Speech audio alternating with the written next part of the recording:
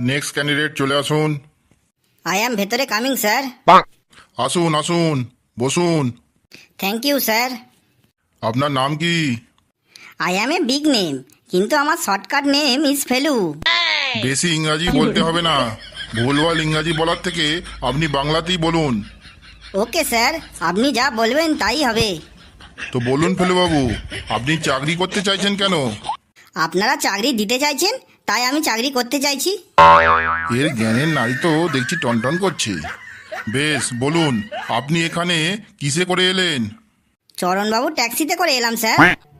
চরণবাবু taxi, তার মানে? চরণবাবু taxi মানে পায়ে হেঁটে এলাম। চরণ মানে পা, তাই পাকে আমি চরণবাবু ট্যাক্সি বলি। বেশি ফাজলামি করবেন না, আমি কিন্তু ফাজলামি একদম পছন্দ করি না। আমিও না স্যার। বলছি স্যার, আপনি আমাকে কি চাকরি দেবেন? আগে আপনাকে প্রশ্ন জিজ্ঞাসা করি, তারপর আপনার কেমন ট্যালেন্ট আছে সেটা দেখে ঠিক করব আপনাকে কি চাকরি দেয়া যায়। ও, তার মানে আপনি ইন্টারভিউ নিচ্ছেন, আপনি নিজেই জানেন না চাকরিটা কি? বললাম তো, ইন্টারভিউয়ের পর ঠিক করব আপনি কি চাকরি পাবেন। আমাকে মাইনে কত দেবেন? সেটা আপনার যোগ্যতা দেখে ঠিক করা হবে আপনি কত টাকা মাইনে পেতে পারেন। দেখুন, আমি আপনাকে কিছু জেনারেল নলেজের প্রশ্ন ধরব, যদি ঠিকঠাক উত্তর দেন তাহলে আপনাকে আমরা আজই জয়েন লেটার দিয়ে দেবো। বাহ, থ্যাংক ইউ স্যার। আর দেরি না করে প্রশ্ন করা শুরু করে দিন স্যার। আনন্দে আমার হৃৎপিণ্ডে কম্পিটিশন শুরু হয়ে গেছে। কি কম্পিটিশন বললেন? হৃৎপিণ্ড স্যার, হৃৎপিণ্ড। অনেক কম্পিটিশনের কথা শুনেছি, কিন্তু এই হৃৎপিণ্ড কম্পিটিশনের কথা এই প্রথম শুনলাম। বেশ ফেলুবাবু, বলুন আমাদের পৃথিবীতে কত ভাগ জল আছে? স্যার, স্থলভাগটা বাদ দিয়ে যত ভাগ পড়ে থাকবে তত ভাগই জল আছে। বুঝেছি বুঝেছি, আপনি খুবই ইন্টেলিজেন্ট। বলুন তো, আপনার কি মনে হয় ভারত পাকিস্তানের যুদ্ধ হবে? হবে মানে? যুদ্ধ তো শুরু হয়ে গেছে। আমাদের দেশ পুরো রেডি হয়ে আছে যুদ্ধ করার জন্য। পাকিস্তান তো ভয়ে কাঁপছে, ভয়েতে সবাই জড়সড় হয়ে আছে। কেউ বুকে ব্যথা নিয়ে হসপিটালে ভর্তি হচ্ছে, আবার কেউ নিজের পদ থেকে ইস্তফা দিয়ে দিচ্ছে। বেশ ফেলুবাবু, আপনার কি মনে হয় কে জিতবে? কে জিতবে মানে? পাকিস্তান তো একটা পুচকে পড়া দেশ, মানচিত্রে ঠিক মতন দেখাই যায় না। সেই দেশ কি আমাদের দেশের সামনে জিততে পারে? ভারতের জনগণ যদি একসাথে ফুঁ দেয় তাহলে ওই দেশের কোনো অস্তিত্বই থাকবে না। ভারতবর্ষের 4 ভাগের মধ্যে 1 ভাগ জনগণ যদি ঝাঁপিয়ে পড়ে তাহলে ওরা ভয়ে পালাবার পথ পাবে না। আমাদের দেশের 56 ইঞ্চি চেস্টের যে মানুষটা আছেন না, তাকে দেখেই পাকিস্তান ভয়ে কেঁপে যাবে। উনার বক্তব্য শুনেই পাকিস্তানে ঘুম উড়ে গেছে। मैं बहुत स्पष्ट शब्दों में कहना चाहता हूं,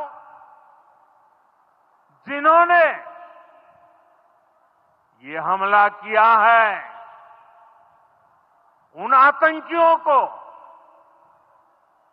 और इस हमले की साजिश रचने वालों को उनकी कल्पना से भी बड़ी सजा मिलेगी। अब आतंकियों की बची खुची जमीन को भी मिट्टी में मिलाने का समय आ गया है। 140 करोड़ भारतीयों की इच्छा शक्ति अब आतंकी आकाओं की कमर तोड़ कर रहेगी। 22 अप्रैल को। বেশ ফেলুবাবু, বলুন রাতের বেলা আমরা আকাশের দিকে তাকালে তারা দেখতে পাই কেন?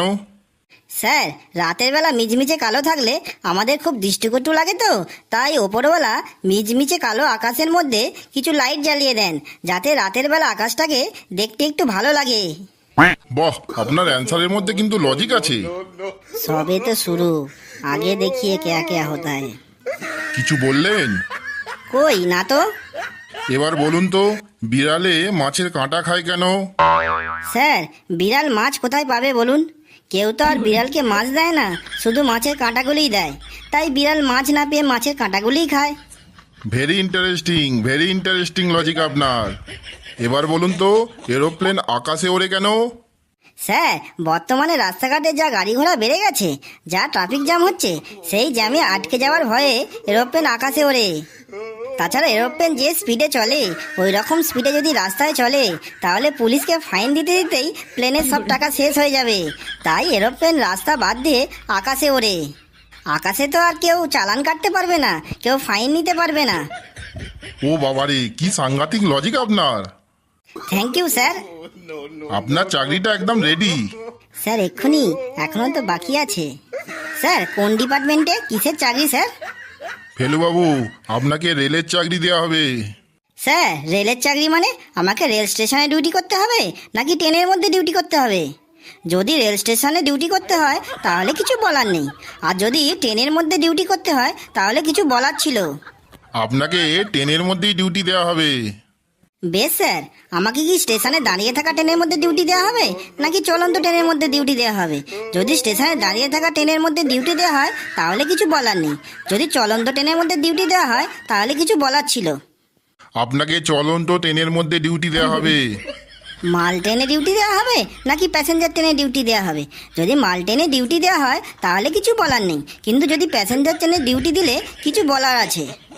আপনাকে প্যাসেঞ্জার ট্রেনে ডিউটি দেওয়া হবে। প্যাসেঞ্জার ট্রেন মানে লোকাল ট্রেনে ডিউটি দেওয়া হবে নাকি এক্সপ্রেস ট্রেনে ডিউটি দেওয়া হবে? লোকাল ট্রেনে ডিউটি দিলে কিছু বলার নেই, কিন্তু এক্সপ্রেস ট্রেনে ডিউটি দিলে কিছু বলার ছিল। আপনাকে এক্সপ্রেস ট্রেনে ডিউটি দেওয়া হবে।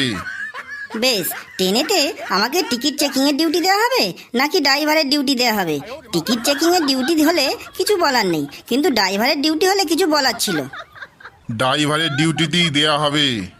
হেড ড্রাইভারের ডিউটি দেওয়া হবে নাকি অ্যাসিস্ট্যান্ট ড্রাইভারের ডিউটি দেওয়া হবে? হেড ড্রাইভারের ডিউটি দিলে কিছু বলার নেই, কিন্তু অ্যাসিস্ট্যান্ট ড্রাইভারের ডিউটি দিলে কিছু বলার ছিল। অ্যাসিস্ট্যান্ট ড্রাইভারের ডিউটি দেওয়া হবে। আচ্ছা, ট্রেনের ইঞ্জিনটা কি ইলেকট্রিক ইঞ্জিন থাকবে নাকি ডিজেল ইঞ্জিন থাকবে? ইলেকট্রিক ইঞ্জিন হলে কিছু বলার নেই, কিন্তু ডিজেল ইঞ্জিন হলে কিছু বলার আছে। আমি এবার পাগল হয়ে যাব, আমি এবার পুরো পাগল হয়ে যাব। এই আপনি উঠুন, আপনি বেরোন এখান থেকে। বন্ধুরা, ভিডিওটি কেমন লাগলো তোমরা অবশ্যই কমেন্টে জানাবে। ভিডিওটি লাইক করবে, যত পারবে তত শেয়ার করবে, আর এইরকম মজার ভিডিও দেখার জন্য চ্যানেলটিকে সাবস্ক্রাইব করে আমাদের সাথেই থাকবে। হাসতে থাকুন, সুস্থ থাকুন, যত বেশি হাসবেন তত বেশি সুস্থ থাকবেন। আসছি বন্ধুরা, দেখা হবে আবার পরের ভিডিওতে।